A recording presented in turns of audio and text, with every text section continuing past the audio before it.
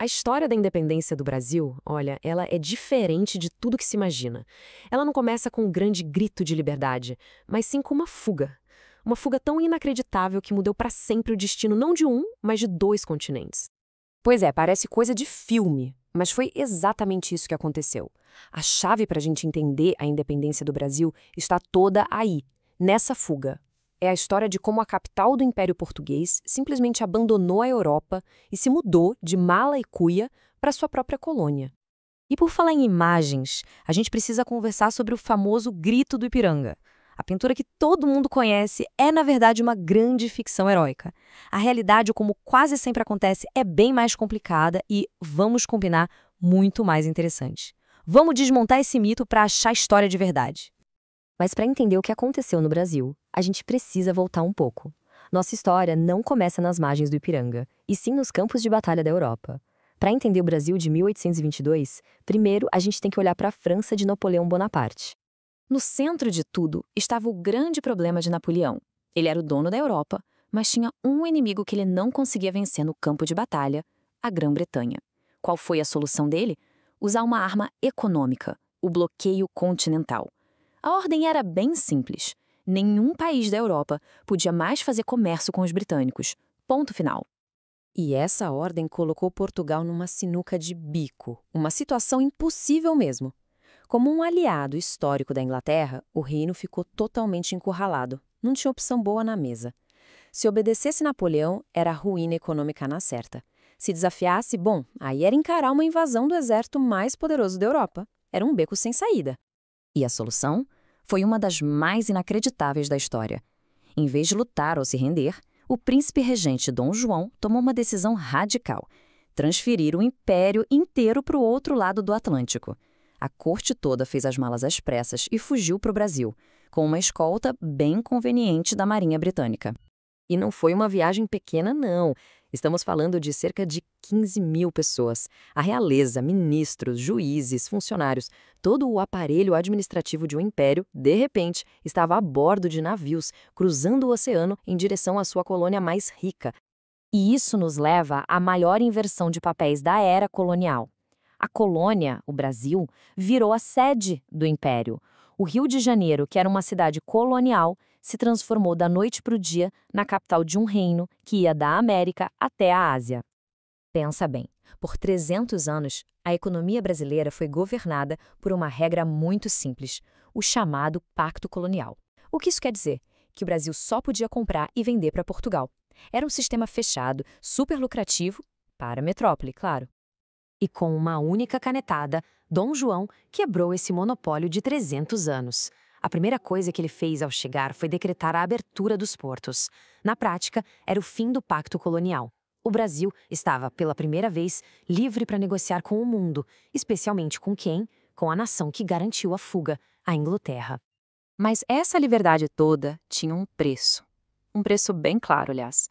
Os novos tratados comerciais assinados em 1810 davam aos produtos ingleses tarifas de importação mais baixas do que as dos próprios produtos portugueses. A Inglaterra estava basicamente cobrando pela proteção e pelo favor. Com o novo status de capital, o Rio de Janeiro precisava de uma infraestrutura à altura. Então, Dom João fundou instituições que modernizaram o Brasil no ritmo alucinante.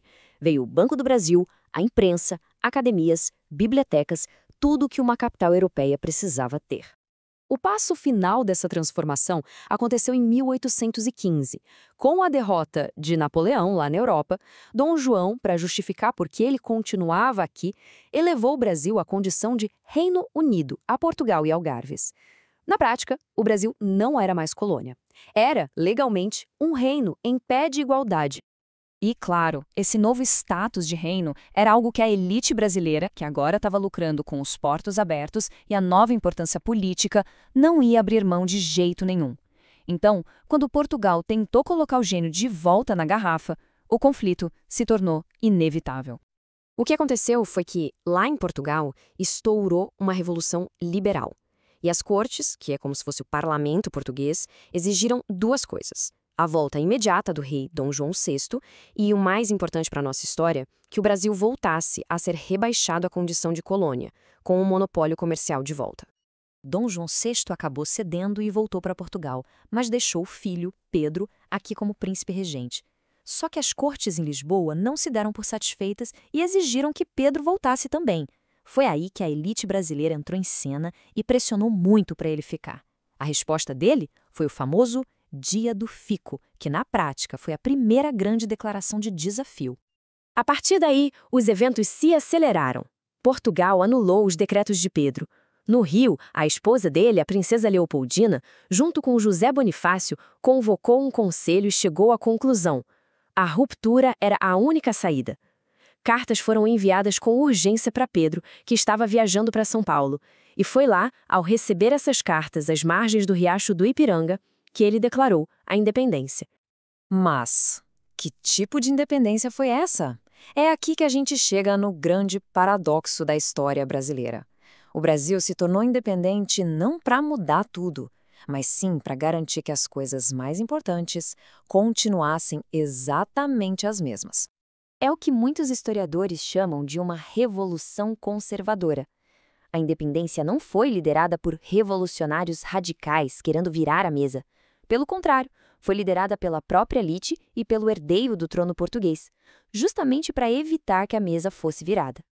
É só olhar a diferença para os nossos vizinhos.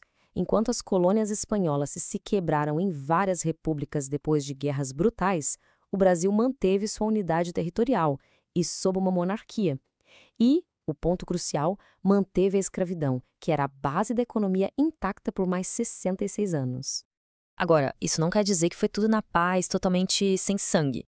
Existiu sim uma guerra de independência, aconteceram batalhas bem importantes em províncias que continuavam leais a Portugal. A unidade do novo império teve que ser imposta na marra em várias regiões. E a independência também teve um preço bem literal. Para que Portugal finalmente reconhecesse a separação, o Brasil teve que pagar uma indenização pesadíssima. E de onde veio o dinheiro? De um empréstimo. Adivinha com quem? Com a Inglaterra, claro. E, em troca, os britânicos garantiram, mais uma vez, a renovação dos seus privilégios comerciais. E foi assim que o Brasil nasceu. Uma nação independente, mas completamente única na sua origem. Uma monarquia num continente de repúblicas que nasceu de uma corte em fuga e que se separou de sua metrópole justamente para evitar uma revolução de verdade. A grande questão que fica é, ao escolher preservar em vez de romper, que legados desse momento ainda moldam o Brasil que vemos hoje?